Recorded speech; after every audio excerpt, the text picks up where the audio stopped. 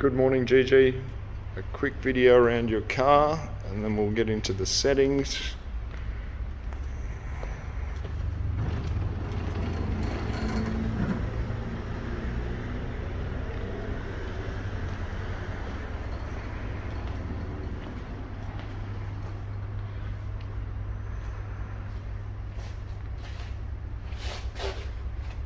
So externally, when I approach the car with the key in my hand or in my pocket, I touch the door handle and it unlocks. Get into the car. All your mirror settings are on the door, and of course your window settings. When we get into the car, you'll see you've got a start button here with a foot on the brake. If you press the start button, the car will start up.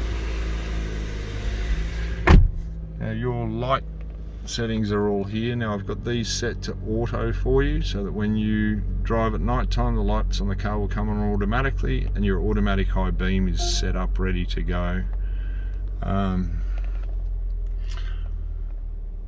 Above the steering wheel or behind the steering wheel is your traction control off setting, which very rarely would ever need to be used.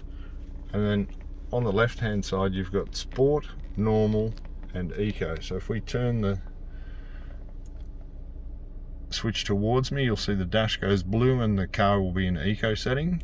One press puts it back to normal and then one forward press puts it to sport.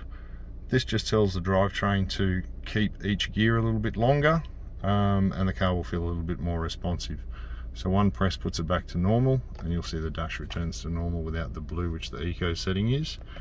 In North Queensland, the eco setting is not necessarily ideal due to the air conditioning coming back to around 80% of its normal efficiency. So most of the time in North Queensland you drive on normal or sport mode if you prefer. On the right hand side of the steering wheel you've got your cruise control settings. So if we turn the cruise control on here, you'll see in the dash it comes up radar cruise active. This button here adjusts the distance between you and the car in front of you. This car has all speed cruise control, so if the car in front of you comes to a complete stop, this car will keep that distance behind and come to a complete stop as well in the UX. It will then say it will then say waiting, and to resume the cruise control all you need to do is touch the accelerator when the car in front of you moves off. This button here is your lane departure assist, so the vehicle will keep you in your lane with that on and give you a warning if you try to change lane without indicating, and that will be feedback through the steering wheel, which I'll show you that setting in a moment. And then your mode and left and right buttons are to control your stereo. Moving over to the left hand side of the steering wheel, you have this joystick control here, and then this back button which enables you to activate the top menu here. So moving across, you have a number of settings here, and we'll start with your settings. So in vehicle settings and meter settings, everything is set up as per the factory recommendation. Your lane centering I'm going to turn off for you. What that does is it keeps you in the middle of the lane. In Queensland we have relatively large lanes, and you may want to move to the centre to avoid a cyclist, or move to the left to avoid a truck coming the other way, and the car will try and put you in the middle of the lane if you do that. So most people prefer to have the lane centering off certainly in Cairns. Maybe in Brisbane it might be a different option, so that's in that lane centering. Now your pre-collision system is on and the sensitivity is set to normal. Blind spot monitoring is on, and your parking support brake and rear cross traffic alert are both set. So what that does is it will give you an indication of if somebody's approaching from either the left or the right as you back out of a car park.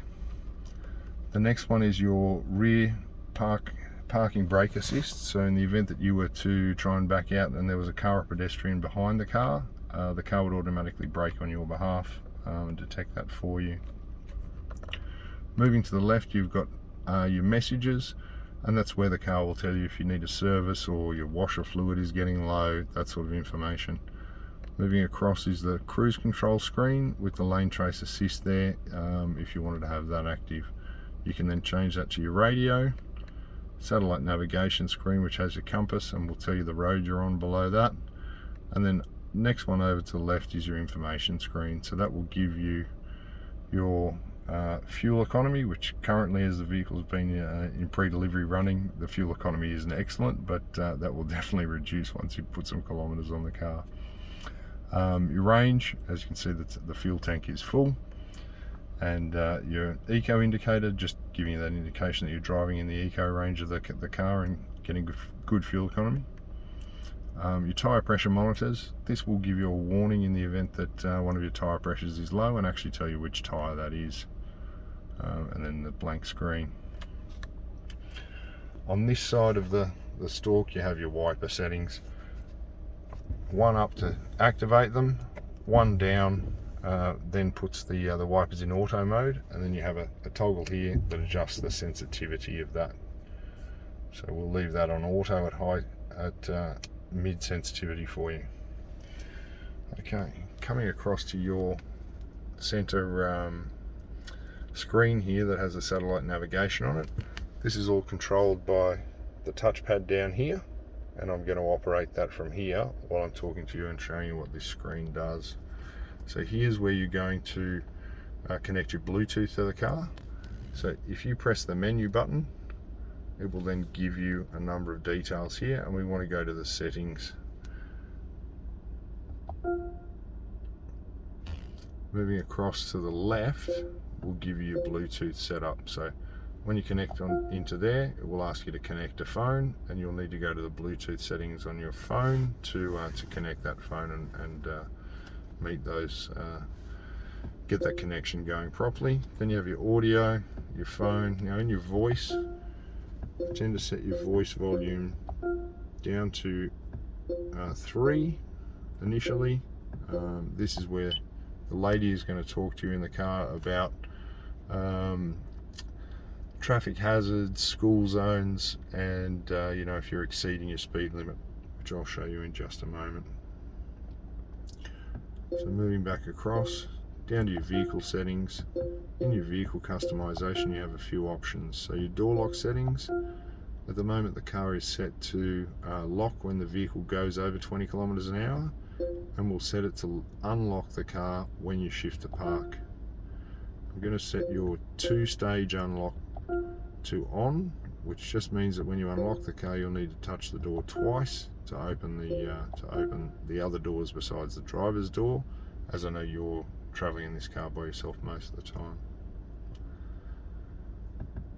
Your climate settings are all set in the background. Your light settings, we have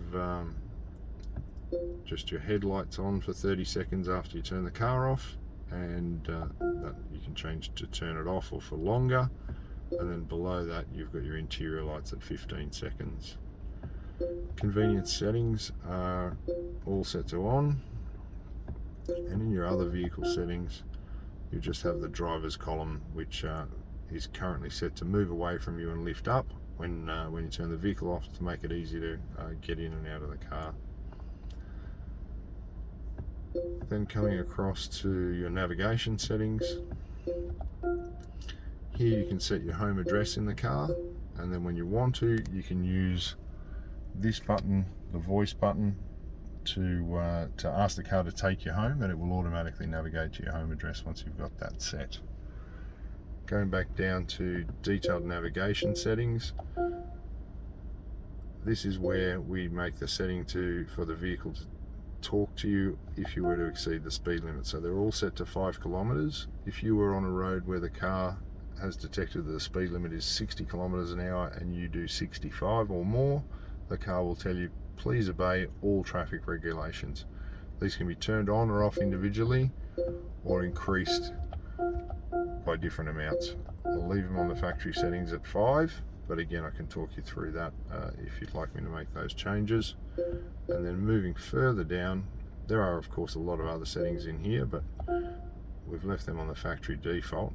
Here you'll see where the vehicle's going to tell you you're approaching a red light camera, speed camera or a joint, a school zone, railway crossing or high accident zone.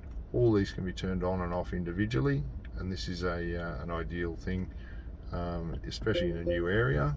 But for example, if you lived somewhere where there was a school zone and a railway crossing just near your house, it might end up talking to you too much and you might want to turn those off. Again, if you want me to run through those, I can talk you through that, how to adjust those. Lexus App Suite gives you access to Apple CarPlay and Android Play and the settings under there, and again I can talk you through those if you'd like me to run you through that information. Coming down to your air conditioning settings, so here we've got your temperature, set that to auto. Usually one would have the setting set to a temperature of around 23.5 degrees, and auto is like your home air conditioner where it will obtain that temperature and then keep it at that and regulate that. You can select this for the left hand side of the vehicle individually if you wish. Below that you have your heated seat settings. So your heated seat settings can either be on auto, and what that'll do is if it detects that it's 8 degrees outside and you've got your setting here to say 23.5, the car will automatically operate the heated seats for you. You can operate those individually just by pressing, so it's maximum 1, the lower setting, and then of course off. Next press will give you the auto. So we'll leave it on auto, but again I recommend you give those a try. Even on a warm day, it can warm up your lower back and provide some nice comfort there. Controls here for the option up the top, and if I hit that map button on the left, that will always just take you back straight to the map screen. Now on the right hand side here you'll see there's some settings, and if we put this up here we can split the screen to give you your distance till empty and so on. So I'll leave that on the split screen. Up here you've got the option to adjust your satellite navigation, have north always at the top, where the car's headed at the top, or where the car's headed in 3D mode, which a lot of people like that. And again, I would suggest that most people like to have it like this, but of course the vehicle's completely customizable for your options. Just behind the trackpad, on the front of this, you have a number of different radio controls, so you don't need to take your hands off the wheel to control that. These two buttons, the top one with the A on it is to turn off the automatic fuel saving feature where the car turns off at a traffic light or when you're stopped in traffic. The button below that gives you the hold feature. So the hold feature in this car operates the electric park brake, and that enables you, I'll just show you here on the dash. I'm going to need to put my seatbelt on. So the hold feature, if I press hold here, you'll notice the hold has come up on the screen there, and then if I put the car into park, the orange hold tells you, so the green hold tells you that the system is active, orange hold tells you that it's working. The car is now in drive, but I can take my foot off the brake. If we wanted to accelerate off, all I do is touch the accelerator. I'm going to go back to park now, and you'll find that that's a good feature if you're at the guy with the lollipop and you might be there for a few minutes. Or one of my lady guests tells me that it's a great feature for her when she puts her shoes on at the traffic lights. Of course, your cup holders. The center console opens both ways in the UX, and your USB connection for your Bluetooth your Apple CarPlay or Android Play is in here. And this does open both ways, which is a really nice little feature. Of course, we'll pop the books in the glove box for you, and we'll have that information there up on the internet for you shortly. Alright, thanks Gigi.